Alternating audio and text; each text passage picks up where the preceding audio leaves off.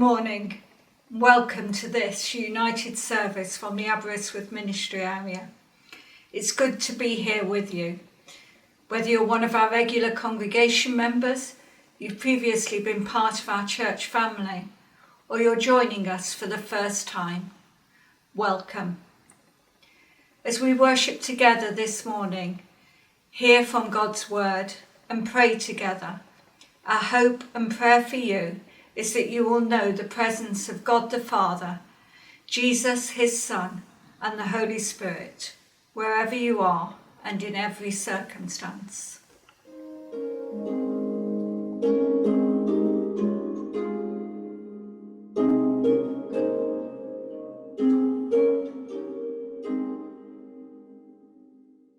Here is love, vast as the ocean, loving kindness as the flood.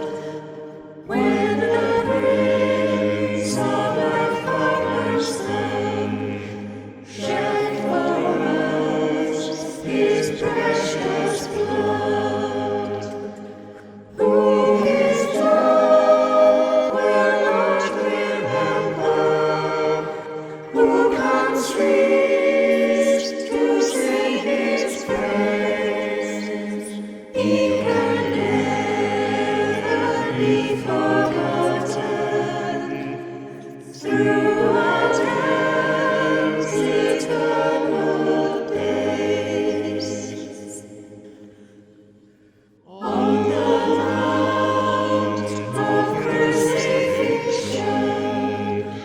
fountains open deep and wide, through the floodgates of God's mercy, flowed a vast and gracious tide. Grace and love, like mighty rivers, poured incessant from above, and hence peace and perfect justice kissed their guilty wounded love. In thy truth thou dost direct me, by thy Spirit through thy word, and thy grace my need is meeting, as I trust thee, my Lord. All my fullness outpouring in thy love and power in me, without measure full and boundless, as I yield myself to thee. Hi friends, missing you. Hope you're staying safe. Today in church we're going to find out about two brothers called Gwefan and Vineyard, and they didn't really like following God's guidelines for life. Their story is a bit sad really, but it can help us to see that it can be a good idea to follow God's guidelines for life. One of the verses that this story reminded me of is from Luke chapter 10, verse 27, and it says this: "Love the Lord your God with all your heart, soul, mind and strength, and love your neighbour as yourself." And a question that's worth thinking about is, how can we love God and love others today? So, two things. First thing, a reminder. Now, I'm pretty sure, actually, I hope this is going to come off pretty soon. But I thought just put in a little reminder on our hands that we should love God and that we should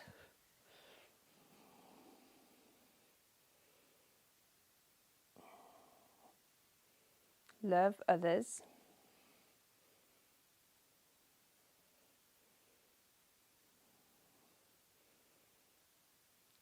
I'm not so good at writing with my left hand. That's now there to remind me that in life, every day, I should be loving God and loving others. The second thing we're going to do is we're going to have a quiet moment. Now that might be quite tough because there might be people in our house that don't like to keep quiet. But that's okay. We can think in different ways. We're going to have a moment of quiet where we think about how we can show love to God and others this week.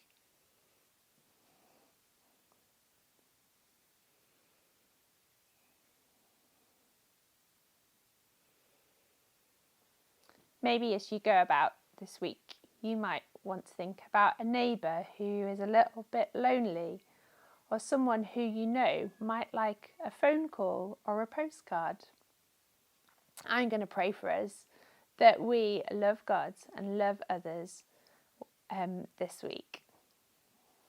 Dear God, please help us to keep loving you and keep loving others as you would have us to love them. Amen.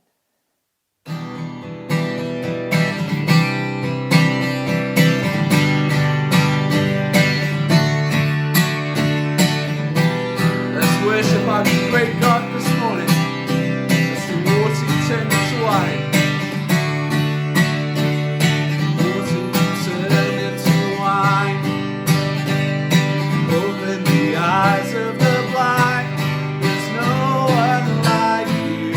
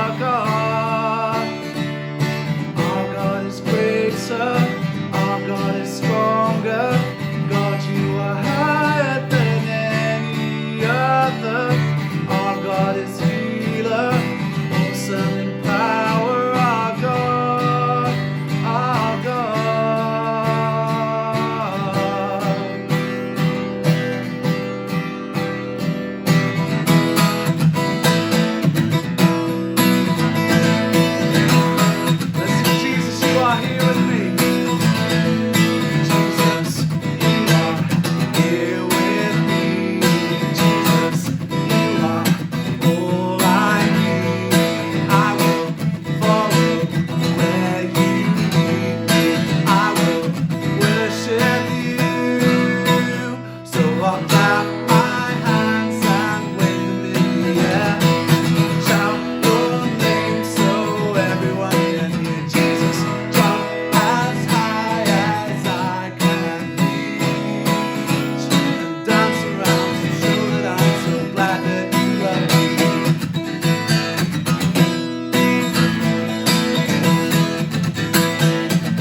Jesus, you are here. Jesus, you are here with me. Jesus, you are all I need. I will follow where you lead me. I will worship you. So I'll clap my hands and wave them in the air. Shout your name so everyone can hear. Jesus, jump as high as I can reach, and dance around to show that I'm so glad that you love me. So I'll clap my hands and wave them in the air. Shout your name so everyone can hear. Jesus, jump as high as I can reach, and dance around to show that I'm so glad that you love me.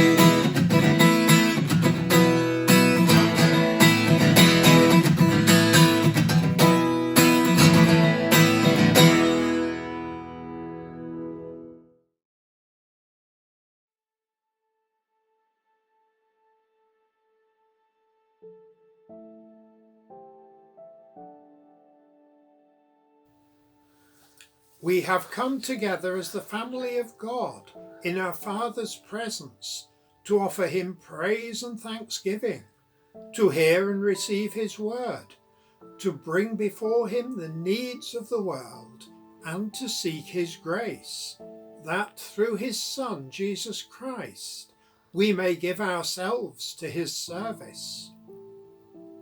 But first, let us confess our sins to the Father and seek his pardon and peace. Almighty and merciful God, we have sinned against you in thought, word, and deed. We have not loved you with all our heart. We have not loved others as Christ loved us. We are truly sorry. In your mercy, forgive us. Help us to amend our lives, that we may delight in your will and walk in your ways to the glory of your name. Amen. Byddaidd ein tad, a gymododd y bydd ac efau hyn, trwy ein harglwydd Iesu Grist, ac sy'n maddau pecodau pawb sy'n wirediferol.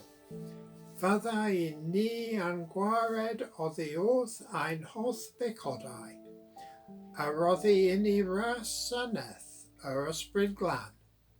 Amen. May God our Father, who by our Lord Jesus Christ has reconciled the world to himself and forgives the sins of all who truly repent, pardon and deliver us from all our sins, and grant us the grace and power of the Holy Spirit. Amen.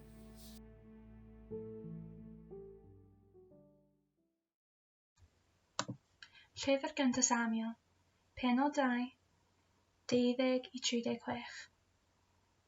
Roedd Myrion Eli yn ddynion drwg, doedden nhw ddim yn nabod yr arglwydd.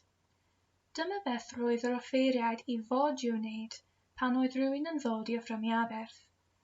Wrth iddyn nhw ferwi'r ceg, byddai gwas yr offeiriad yn dod hefo fforc a thair pig iddi yn ei law.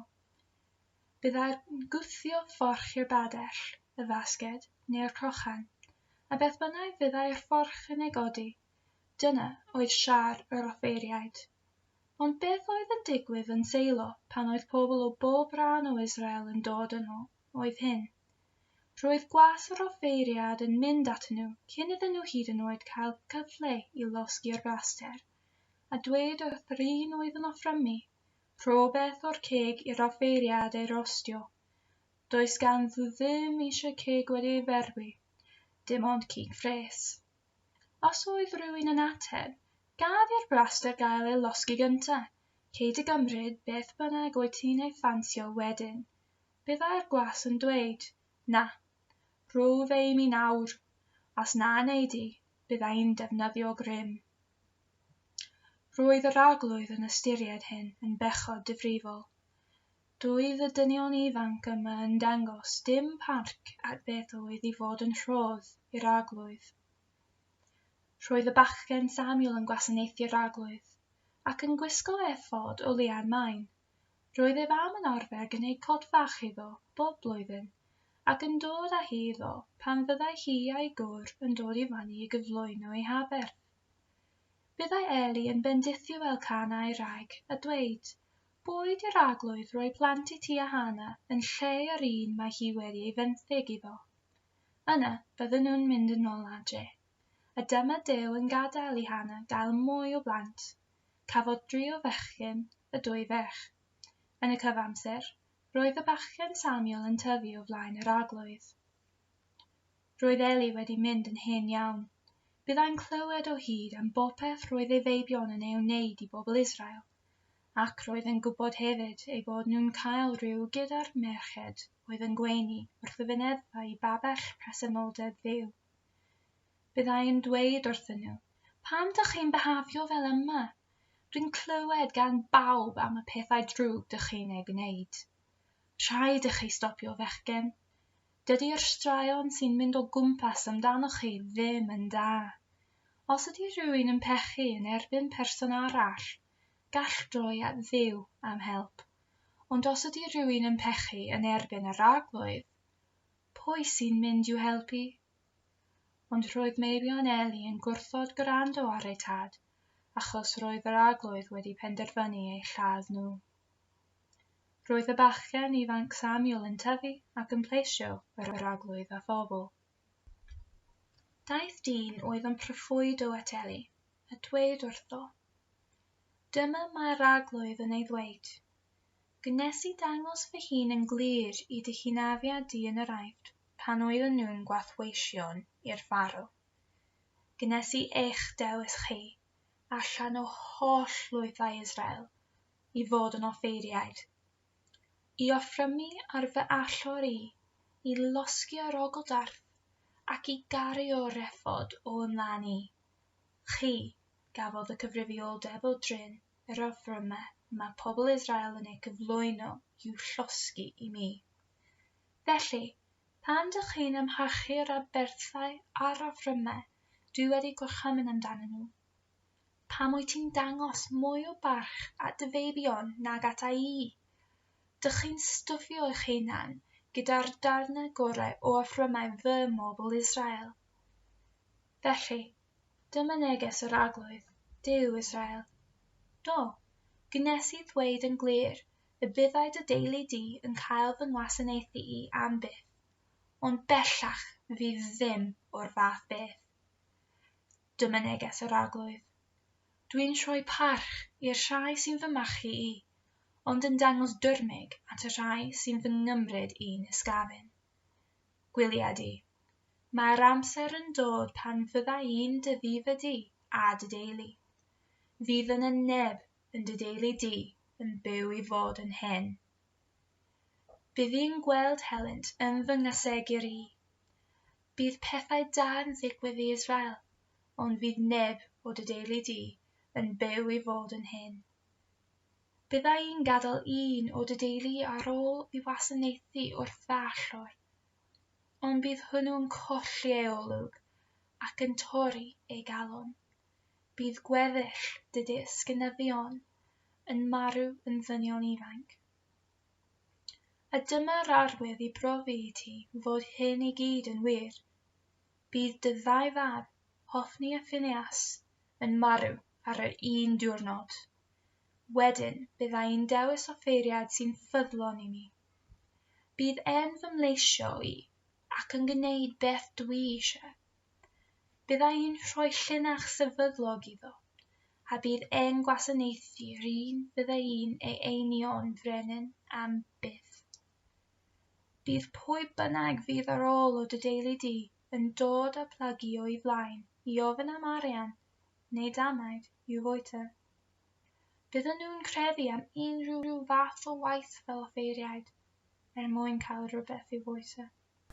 Hello, lovely people. My name's Kai, and I'm one of the vicars in the LMA of Aberystwyth. Shall we pray? Father God, we give thanks to you for your word, and we thank you for the freedom to explore and hear your word aloud.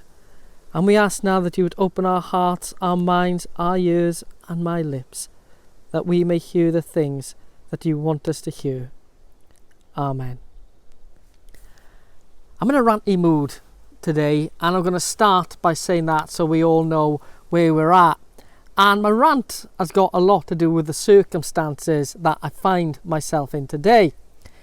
If you saw and took part in our service last week, you would have been blessed like I was. God was certainly in all that was going on, and he blessed us with really good weather as well.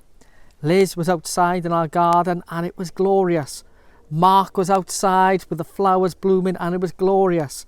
Sam was outside playing his guitar and singing and he sounded glorious, and the weather was glorious. And if them good people from Visit Wales decided that they wanted to get something from Aberystwyth to get people to come here when all this is over, they would be justified in lifting all of that. It looks stunning. Fast forward a week and the weather ain't been quite so nice. It's been wet, it's been rainy, it's been cold. Hence why I'm sat in our garden wearing a jumper, a shirt and a t-shirt and clutching on to a cup of coffee. The sun, as you might see, has decided to poke his head out, and that's lovely, except for the fact I have to move everywhere around our garden to find a spot to do this because the sun just bounces off my head wherever I go. So if the sun bounces off my head, apologies for that. But the real crux of my rant has got to do with the reading that I've got to try and make some kind of sense of today. It was a very long time ago, way before the lockdown, that we as a clergy team decided that we'd have a Bible study, a sermon series on 1 Samuel. Great idea, let's go for it. What I didn't realise is there's a lot of difficult stuff in 1 Samuel. Mark, week 1, Liz, last week, gave some really nice encouraging words about the faith of Hannah, Elkanah, about this miracle baby, Samuel, being born, his dedication, the answer to prayer, and God's faithfulness through it all. And it was wonderful to hear. It really was. And it really was a blessing. It was special, and you can see through those words God so much at work and what God was doing in the story. Then you get on to this week's reading, and I'm not going to lie to you, any particular reading that begins with Eli's sons were scoundrels, you know, is going to be a little bit tricky. So I'm ranting about this is how the lot has fallen on me. It wasn't intended, that's just the way it all worked out. But sometimes you just gotta rant. And in fact, having a good rant sometimes is healthy. All of us can have a good rant, though sometimes we might feel a bit guilty because of it.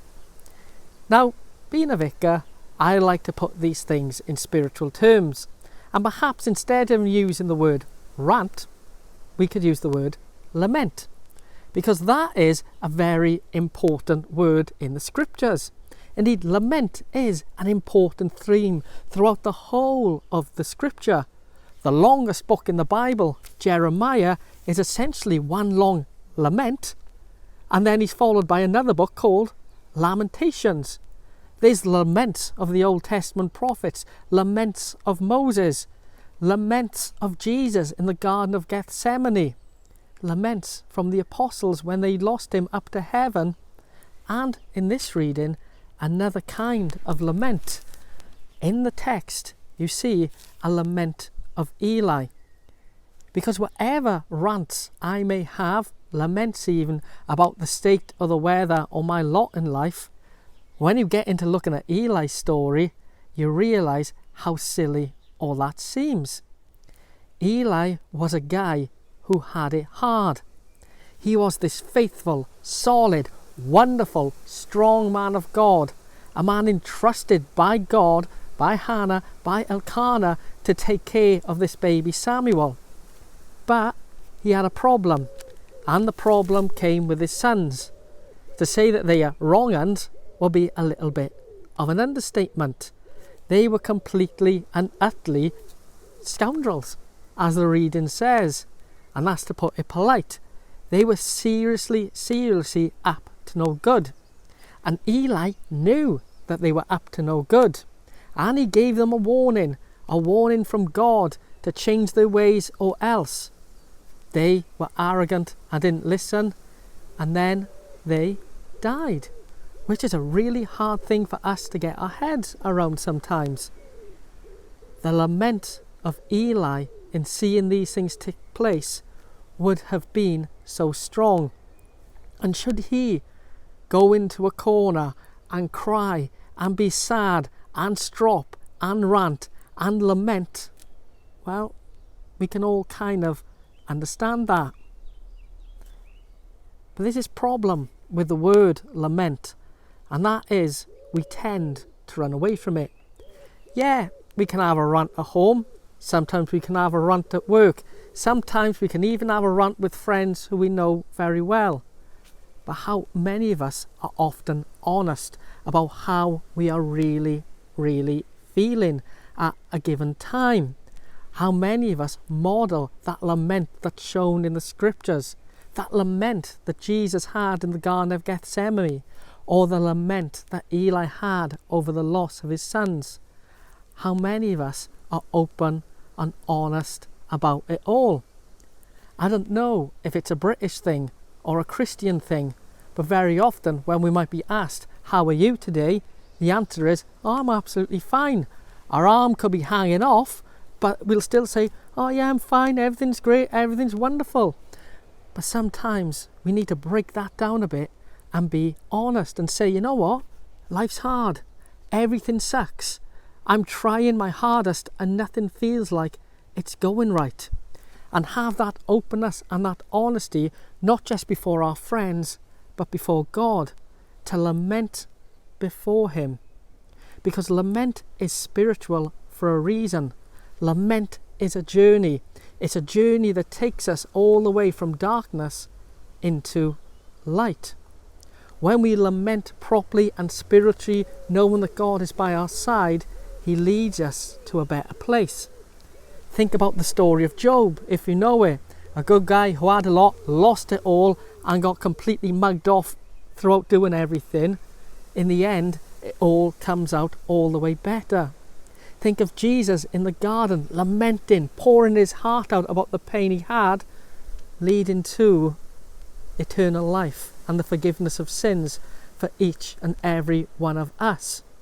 And think about Eli, the lament that he had over the loss of his sons, what they were doing before and then their death, the blessing being Samuel and what he would go on to do. Lament is a journey so often to see the blessings of God at the end. And sometimes we miss so many of God's blessings because we're not willing to lament the other things that are going on in our hearts and in our lives. God is interested in every bit of our lives. He's interested in the good stuff and in the bad stuff. And he wants to know what the bad stuff is in our hearts so that we can see more of the good stuff. Eli lost his sons and the pain was phenomenal because of it. But the blessing was Samuel, who he was to him and who he would be to the future, and the story of Scripture ultimately pointing the way to the Messiah. I suppose the question for us is, what is our lament today? Do we have one? And are we honest about it? Do we pour our hearts to God about the pain that we are going through? And if we're not, can I just encourage us to do it today? Because God is listening. God is ready to hear. and God is ready to bless us. And I know there'll be some of you who'll be thinking, the stuff that I've got to complain about is so small and petty, I don't want to bother God about it, let alone my friends. But God is interested in it all. God is interested in the small things and in the big things. God wants to know what's going on in your hearts, and God wants to bring healing to those hearts.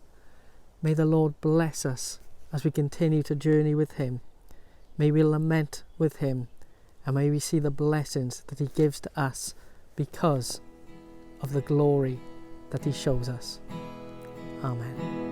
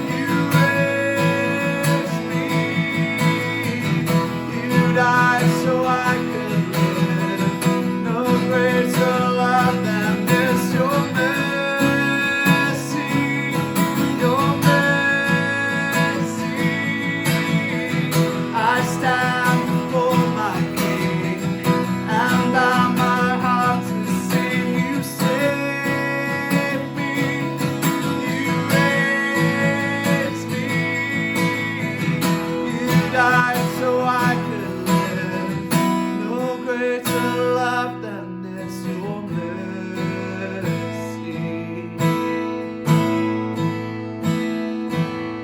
Your mercy.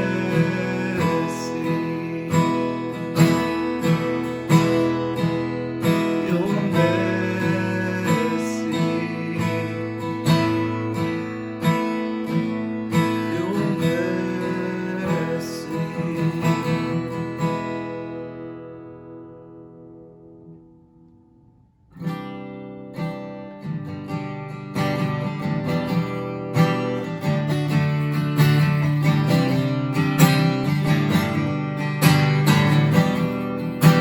Beyond this lifetime, beyond this lifetime, beyond this darkness, there's light. Your cross is shining, so people open your eyes. The cross stands above it all, burning bright in this life. The cross towers over it all. One hope, one deliverer, Savior reigning high above it all. Above it all. These chains are breaking, your love is shaking us free. A great awakening, this world will finally see that the cross stands above it all, burning bright in this life. The cross towers over it all. One hope, one deliverer, Savior reigning high above it all. Above it all. Christ has overcome. Christ has overcome. It is finished. He has won. Christ has overcome. We're standing strong.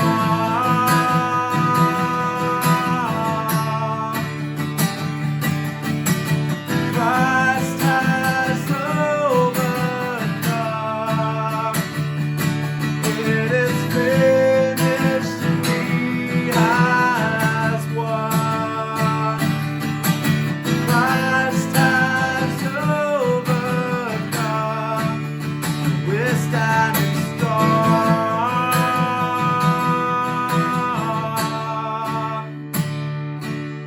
And the cross stands above it all, burning bright in this life. The cross towers over it all.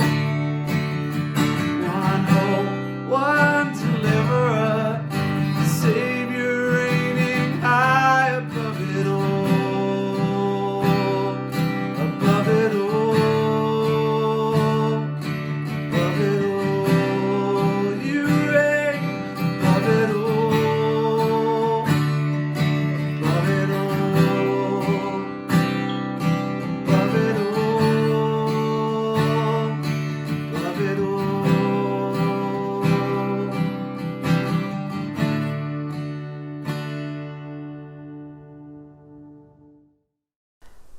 Perhaps one of the reasons why I've struggled with this reading this week is because it asks quite a lot of big questions about the nature of God. Look at Eli's sons. Were they scoundrels? Yes. Were they in the wrong? We can all agree. Were they doing their job as priests effectively?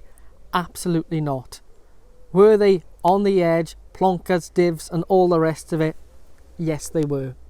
We can kind of agree that they weren't very nice boys. But did they really have to die?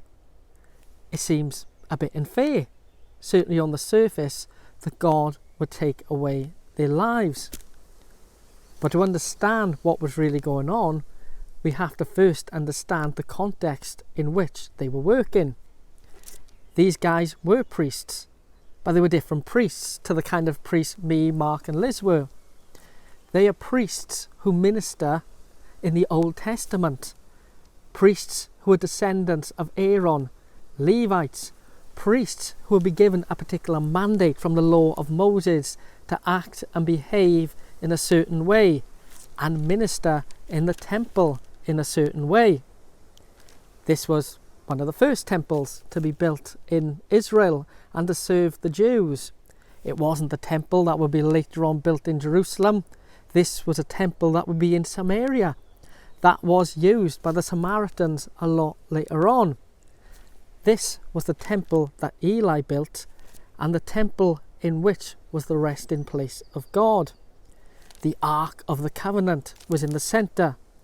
Later on, it would move on to Jerusalem, but at this moment in time, God's resting place on earth was in the Holy of Holies in this temple. God was on earth, and his presence was there. You had to be of the most pure of heart to enter that holy place, which clearly Eli's sons weren't. And what they were doing wasn't just impure, it was completely going in the face of everything. They were, to kind of think of it in our modern context, going to heaven and stealing and acting in a completely unseemly manner. They were defiling God in every way. And they knew it was wrong, and they were warned that it was wrong, but they didn't care. It seems unfair to our modern eyes, but when we think about God's eyes and the commands that they knew fully, it doesn't seem quite as unfair. God always acts justly, and he was acting justly in this case as well. But maybe here's the wider message of it, and where the young boy Samuel comes into it all as well.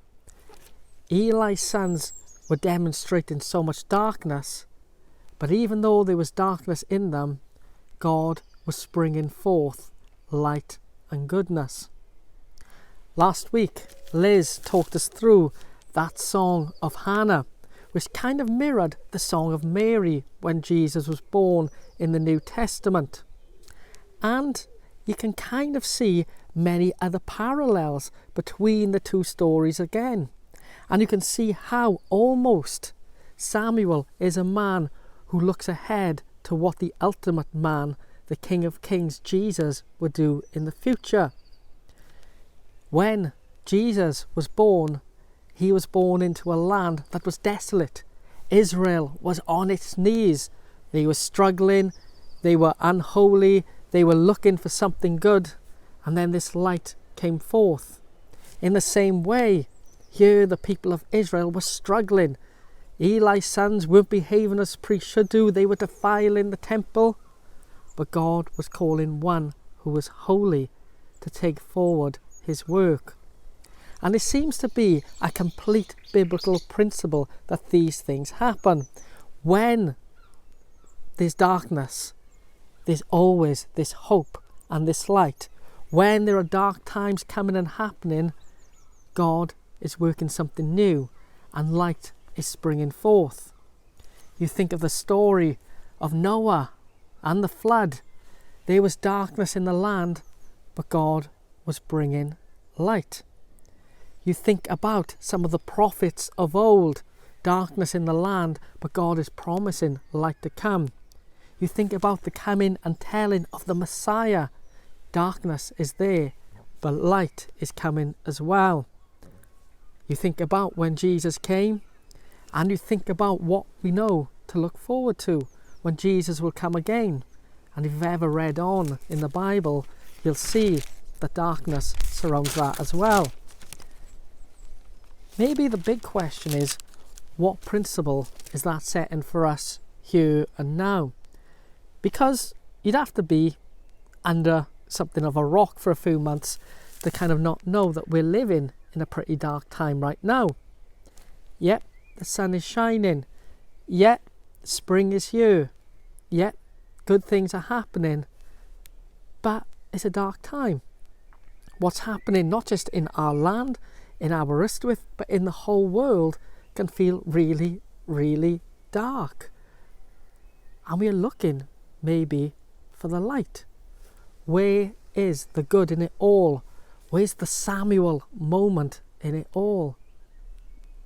But good things are coming. Good things are happening. Light is springing forth. People are questioning this thing called faith. Is there really a God? Does God really love me?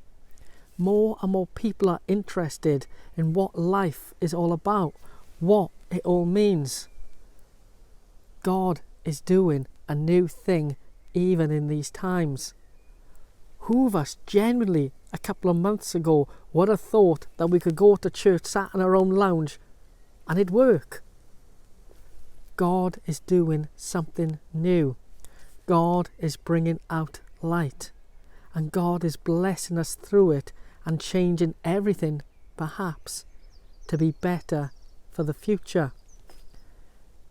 Eli was a promise to the people of Israel in a dark time.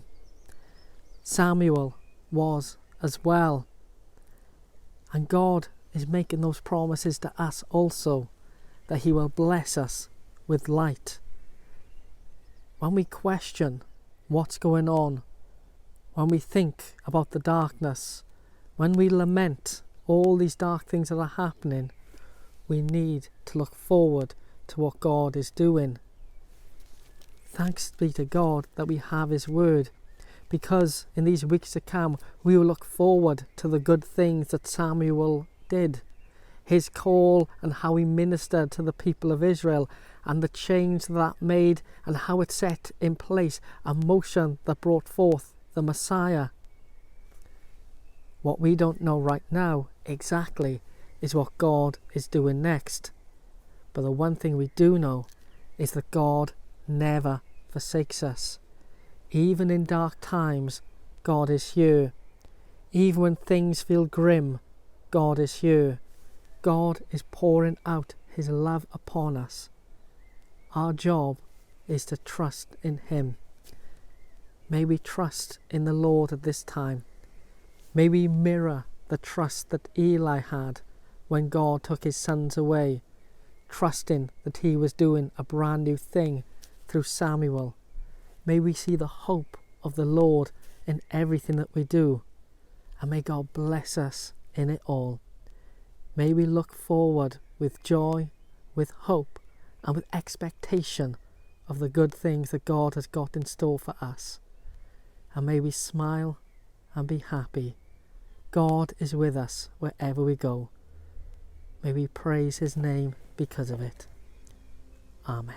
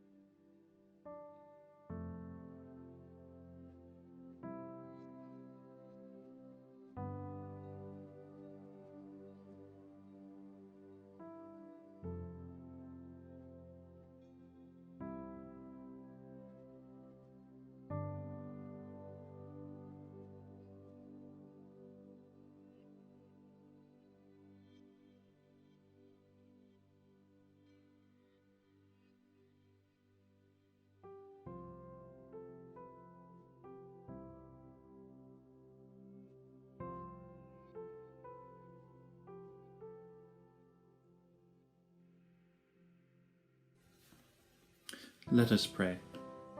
Lord, have mercy upon us. Christ, have mercy upon us. Lord, have mercy upon us. Our Father, who art in heaven, hallowed be thy name. Thy kingdom come, thy will be done, on earth as it is in heaven. Give us this day our daily bread, and forgive us our trespasses, as we forgive those who trespass against us.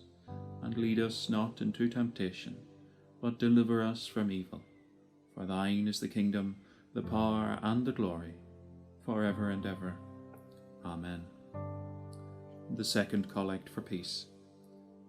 Almighty God, who art the author of peace and lover of concord, in knowledge of whom stands our eternal life, whose service is perfect freedom, defend us thy servants in all dangers and adversities, that, surely trusting in thy defence, we may serve thee without fear, through the power of Jesus Christ our Lord.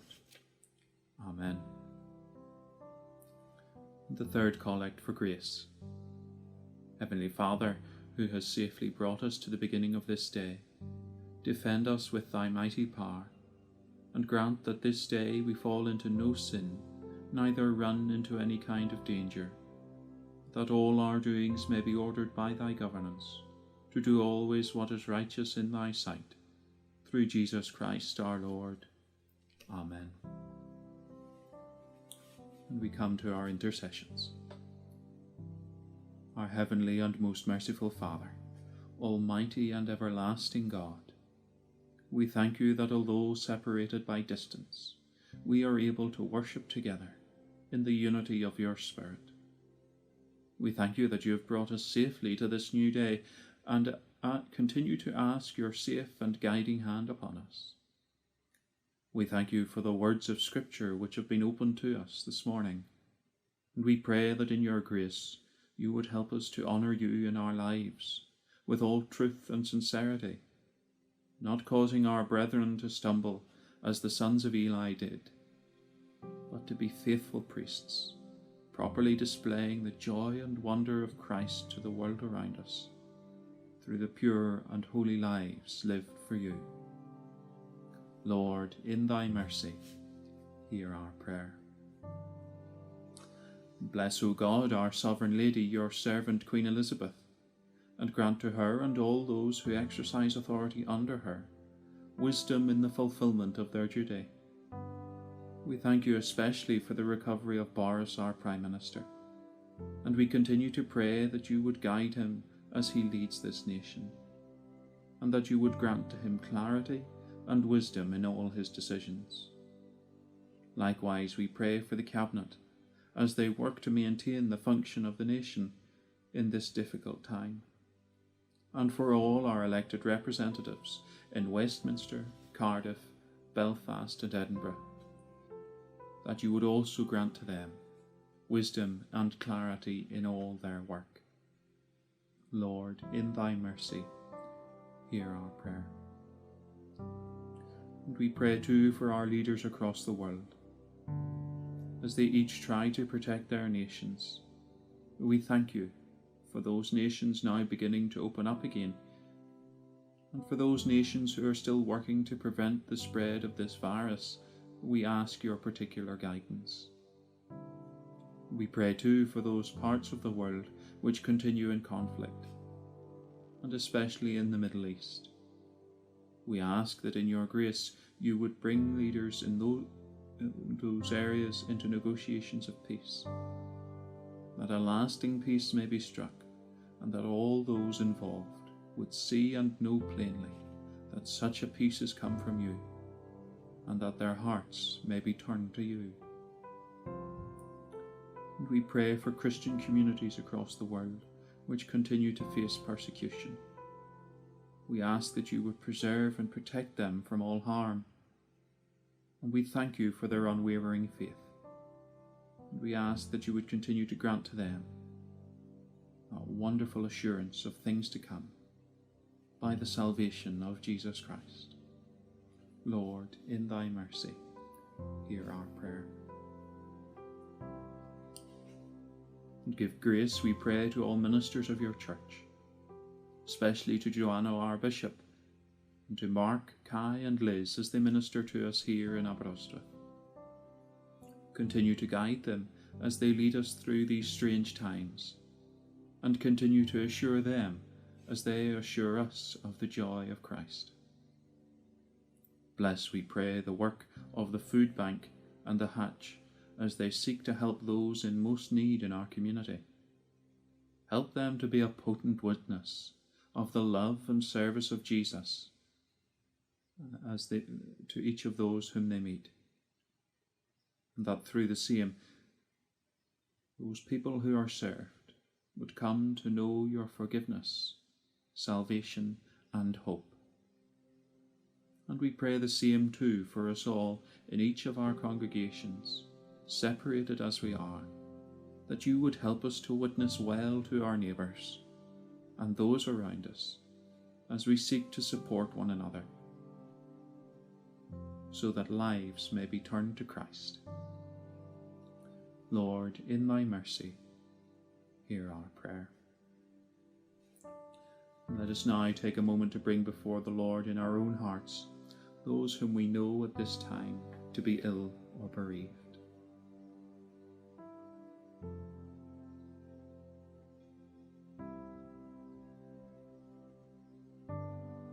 Heavenly Father, we bring before you those at this time whom we know to be ill of mind, body or soul. And we ask that in your grace you might place your mighty and healing right hand upon them, that in your will they might be made well again. But above all, we ask that through such trial you would bring them to saving faith in you. Likewise, we pray for those who have lost loved ones. We ask, O Lord, that your Holy Spirit, the Comforter, would be with them, that he might ease the pain of loss with the assurance that being found in Jesus Christ and his faith, all will be reunited at the foot of your throne, to your praise and glory forever. Amen. And a prayer for a time of common plague or sickness. O Almighty God, the Lord of life and death, of health and sickness, have pity upon us miserable sinners, now visited with great sickness and mortality. Withdraw from us this grievous affliction. Sanctify to us, we beseech thee, this thy fatherly correction. Enlarge our charity to relieve those who need our help. Bless the remedies applied to assist them. Give us prudence to see and vigour to use those means by which thy providence affords for preventing and alleviating such calamities. And above all, teach us to know how frail and uncertain our condition is, and so to number our days, that we may seriously apply our hearts to that holy and heavenly wisdom whilst we live here, which may in the end bring us to life everlasting, through the merits and mediation of Jesus Christ, thine only Son, our Lord. Amen. And a prayer for hospitals and infirmaries. Almighty God, whose blessed Son went about doing good and healing all manner of sickness, continue, we beseech thee, this his gracious work among us, especially in the hospitals and infirmaries of our land. Cheer, heal, and sanctify the sick. Grant to the physicians, surgeons, and nurses wisdom and skill, sympathy and patience, and send down thy blessing upon all who labour to relieve suffering, and to forward thy purposes of love. Through Jesus Christ our Lord. Amen. And we conclude our prayers with the prayer of St. Chrysostom. Almighty God, who hast given us grace at this time with one accord to make our common supplications unto thee, and dost promise that when 2 or 3 are gathered together in thy name, thou wilt grant their requests. Fulfill now, O Lord, the desires and petitions of thy servants, as may be most expedient for them, granting us in this world knowledge of thy truth, and in the world to come, life everlasting. Amen.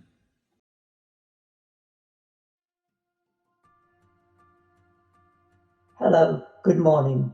I'm Malcolm Darley, one of the team running Jubilee Storehouse, the Aberystwyth Food Bank. No doubt some of you have been wondering how we've been coping during the coronavirus pandemic. A quick answer isn't really sufficient, but I'll do my best. Food banks require many things to enable them to function, but there are 4 main needs. Firstly, we must have people who are in need. When we started the food bank in 2011, it wasn't certain that there was a need in the Aberystwyth area, but demand has increased year on year, and in 2019 we were issuing on average 19 food packs a week. But then coronavirus raised its ugly head, and the week before lockdown we issued 53 food packs. Since then we've been averaging about 30 a week, and our expectation is that demand will increase. Why?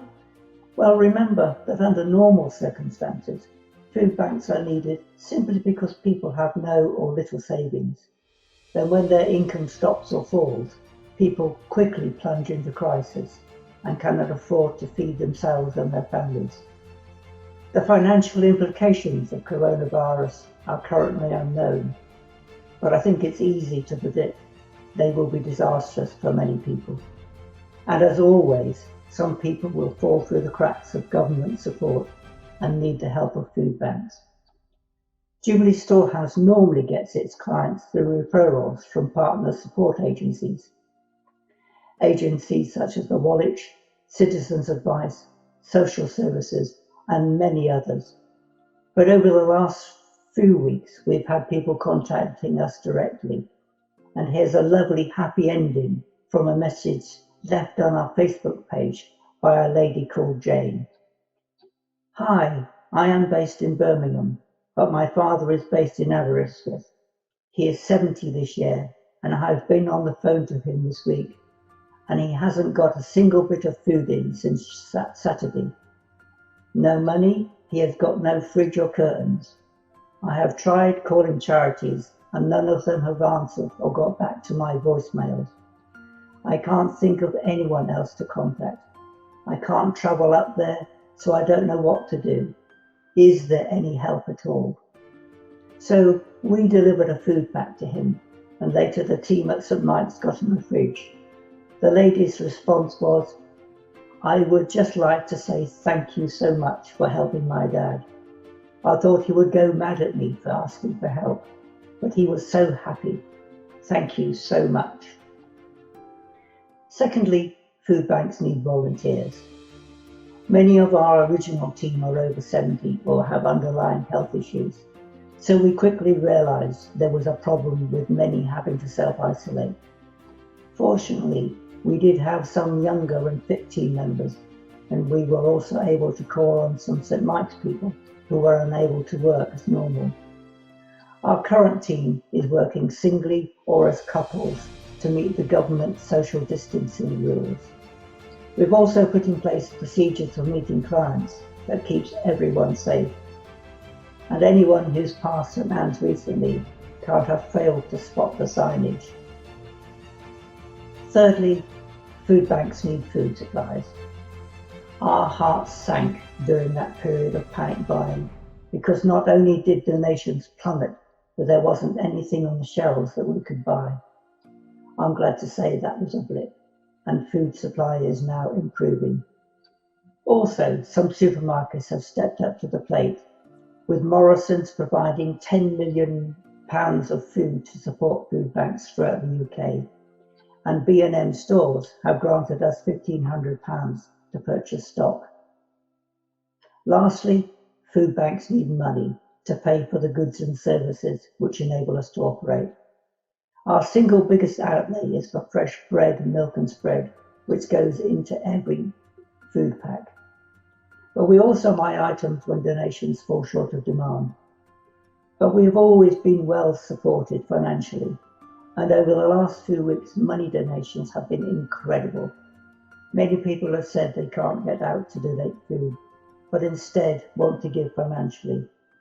And this gives us real confidence that we can afford to buy food in the long term. So what's the upshot of all this? My conclusion is that God is good. He is bringing good out of this bad situation. And isn't that what he's always promised?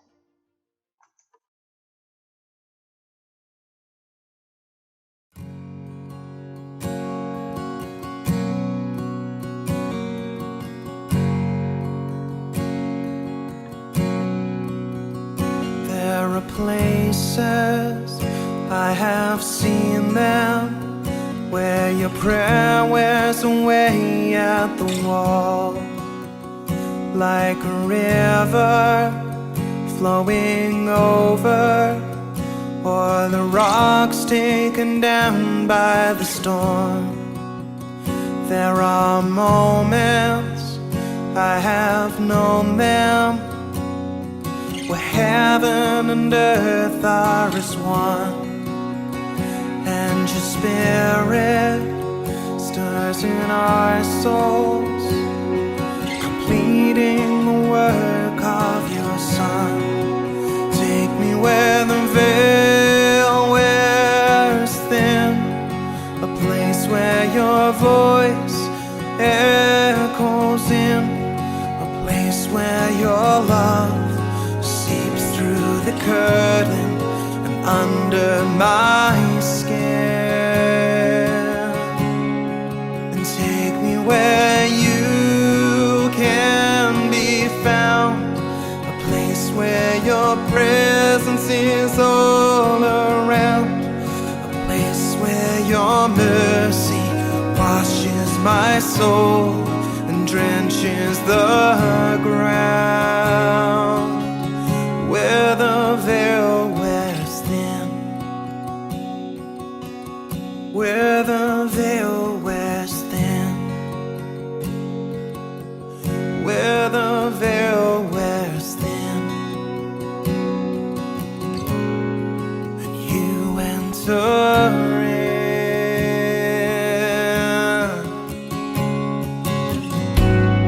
Oh Lord, won't you come and break through, meet us here in this place. Oh Lord, won't you come and break through, meet us here in this place.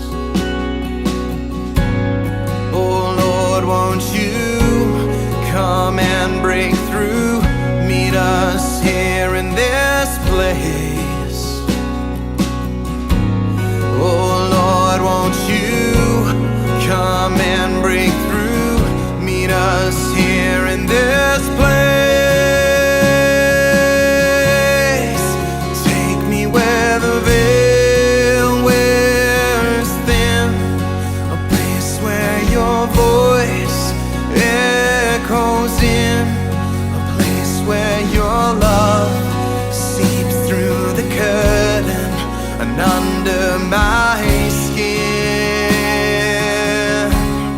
And take me where you can be found, a place where your presence is all around, a place where your mercy washes my soul and drenches the ground, where the veil wears thin,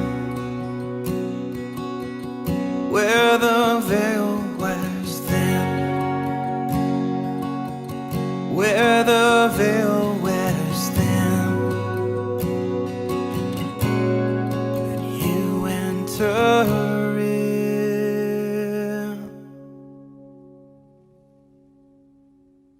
Thank you for joining us for worship today. Do keep in touch and let us know if there's anything we can do to help you. If you'd like to make a donation to the work of the churches here in Aberystwyth, see the link below this video. Bydda di ddiw popgras, a'ch galwodd i'w goniant tragwyddol yn Christ, eich adfer, eich cadarnhau a'ch nerthu yn y ffydd, a bendith diw holl y lluog, y tad, y mab a'r ysbrydlan, a boen eich plith ac y drigog gyda chwe'n wastad. Amen.